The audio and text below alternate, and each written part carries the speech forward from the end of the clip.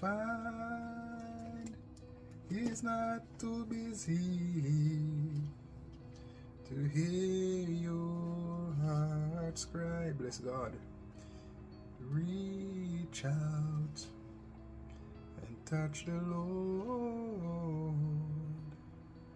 as he passes by. If there's a child, or I see children out doing things that are against proper principle, proper discipline, I might look on and I might, acknowledge and observe what they are doing. This takes a different approach when this is my child or these are my children, because then here, for one, I have this authority in love that I want to correct them. I want to direct them straightly. In the book of Hebrews chapter 12, it tells us of how God chastened us. Hebrews chapter 12, and we from verse 3 it said, "For consider him that endureth such contradiction of sinners against himself, lest ye be weary and faint in your mind. Ye have not resisted unto blood, striving against sin, and ye have forgotten the exhortation which speaketh unto you as unto children. My son, despise not thou the chastening of the Lord, nor faint when thou art rebuked of him. For whom the Lord loveth, he chasteneth and scourgeth every son whom he receiveth." This passage speaks to the correction of God Almighty to us, his children. Now, even if we go on and as a child we get scolded by our earthly fathers, but yet we still obey, there are some who get correct and they run away, and so they relinquish their position to say, as a child, as a son, as a daughter.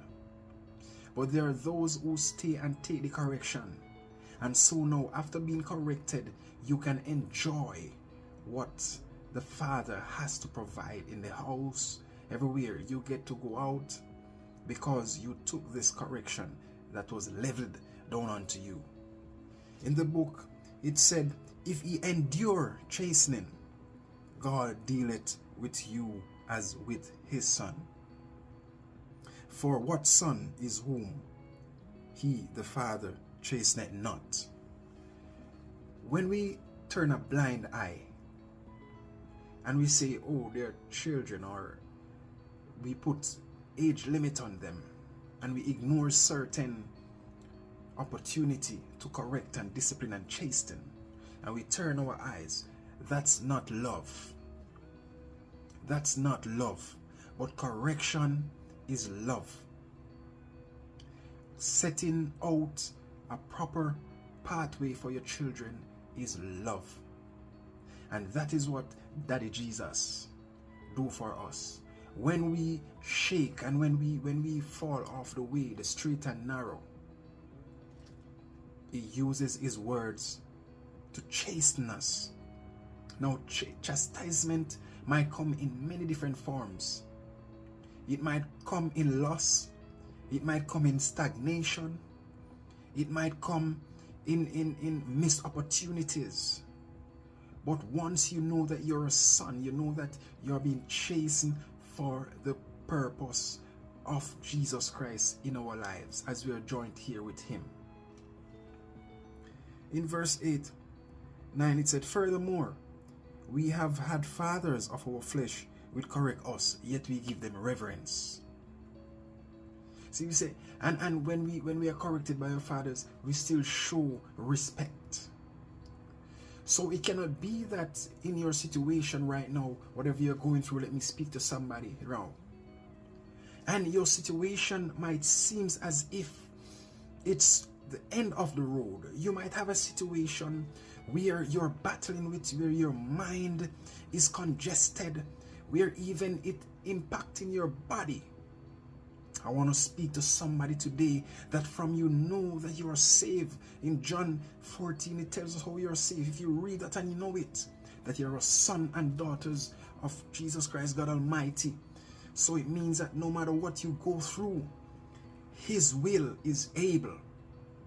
In Jeremiah 43, it said, when you go through the waters, it shall not overtake you, it shall not overflow you. The wind will not blow you down. But the chastisement is when we step out of line. We are chastised so that we can understand the grace and the mercy that a father's love brings. Let us not look to the left or look to the right when we are drawn away by our own lust. And then because God loves us and He has to chastise us. Sometimes in our different connections, our professional connections, work, on the streets, in our homes, chastisement takes place as God sees fit.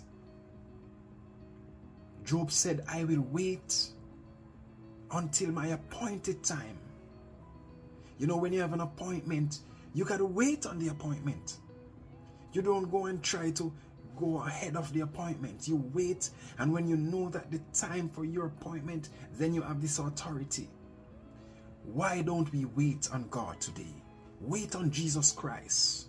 While He work in us, He said Jesus Christ, God was in Jesus reconciling us back to Himself, God.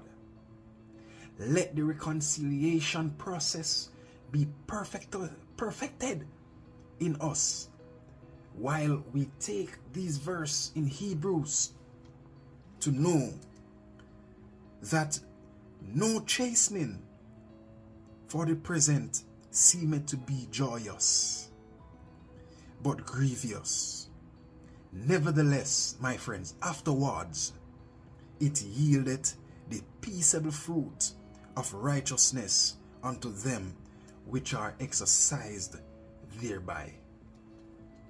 Take your chastisement and turn it to God. Pray and seek Him while He's near, while He's with you. Because if you find yourself going down the lane and you're drifting without any chastisement, then there's no love. And so for God love us, He will chastise us just as how our earthly Father will correct us. Stay in God. God bless us all. Draw me nearer, nearer.